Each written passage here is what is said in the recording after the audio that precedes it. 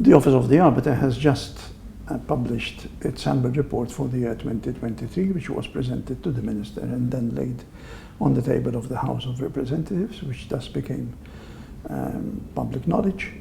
And this annual report is also accessible through the Office of the Arbiter's website.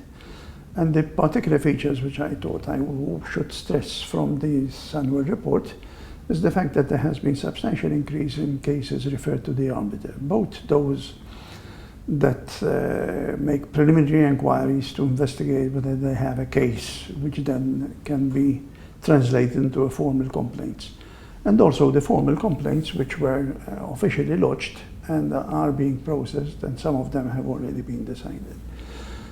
Particularly interesting is the fact that the decisions taken last year have increased substantially, and this has contributed to shortening the amount of time between the finalization of the adjudication process and the time the decision is then communicated.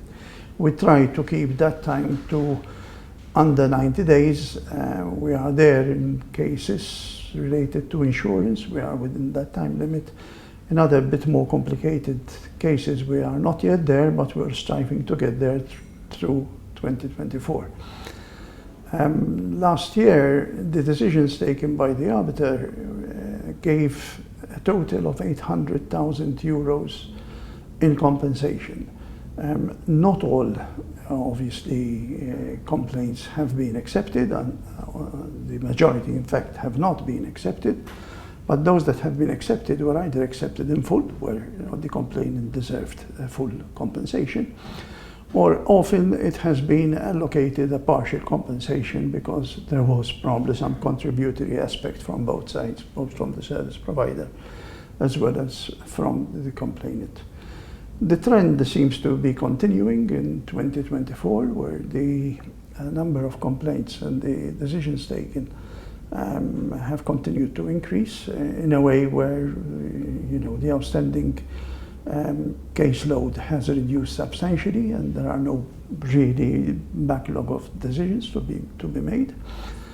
And we are very much encouraged by the fact that the increase in complaints is probably the result of better appreciation of the services offered by the Office of the Arbiter. I mean, it's our responsibility really to ensure that the people out there realize that if they have a problem with their service provider, be it a bank, insurance company, pension provider, or anybody else licensed to give a financial service, if they have a problem, they should consider that there is an independent body who can make an adjudication on their case. I think there has been some tendency for people to accept what they are told by the service provider without much questioning, and the service offered by the Office of the Arbiter gives an opportunity to the complainant to see really whether they should accept such decision.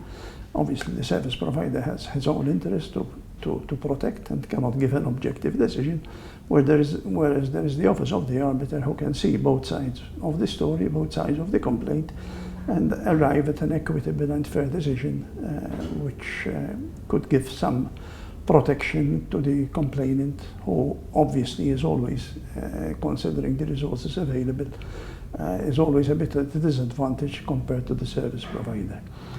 My appeal is that people who have a complaint to come to the Office of the Arbiter.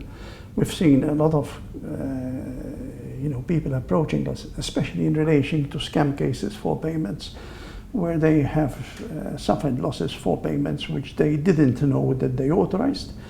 And we have published a model to explain what considerations we take in order to arrive at a fair conclusion, which is possibly a partial refund to reduce the burden on the complainant, who has seen a substantial amount taken from his account without realizing, and according to him, without actually authorizing such transaction. We look forward to continuing being of service to the community.